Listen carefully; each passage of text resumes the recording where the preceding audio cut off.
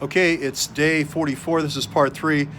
This is just a quick Sunday summary, and I think it's probably good.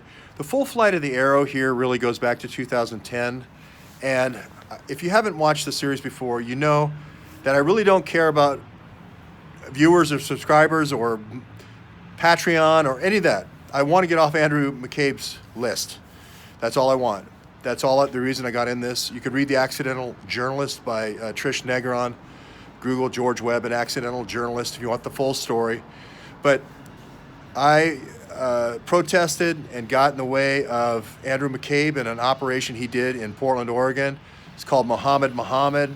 Basically used 3 different informants for this Muslim kid. Took a very nice kid who was studying hard, an A student, 17 years old, radicalized him over time, showing him a lot of pictures of war atrocities that supposedly were done by, U.S. soldiers, and built a bond for him. He never touched a soldering iron and put him away for 30 years.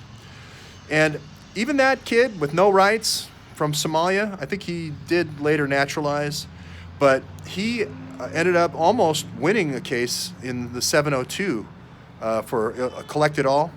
And I actually think he should have won it because they used illegally collected information to convict him, which is fruit of the poisonous tree. So I do believe the little guy has rights in America and can challenge the law. The Dred Scott, he's sort of the Dred Scott. Muhammad, sort of the Dred Scott of our time. And if he would have won that case, it would have helped everyone in the United States with their Fourth Amendment rights.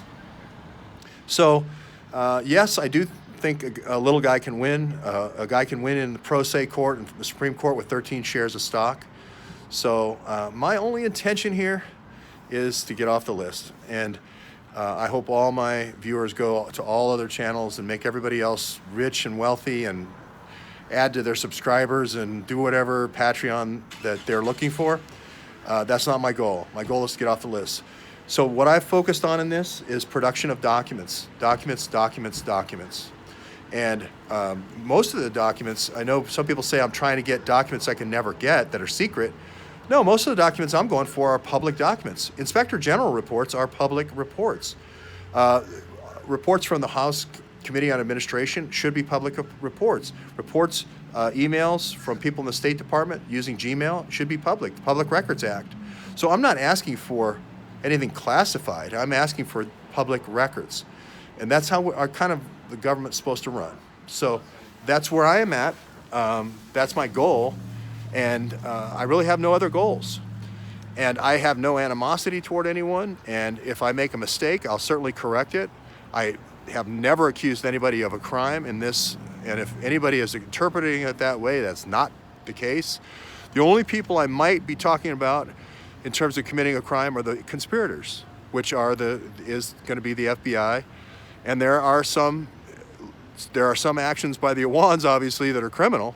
And there are some actions by people around them suppressing evidence and destroying evidence that are criminal. But everybody that I'm focused on are actually at the highest levels of government, impinging on the fundamental rights of every citizen in the United States.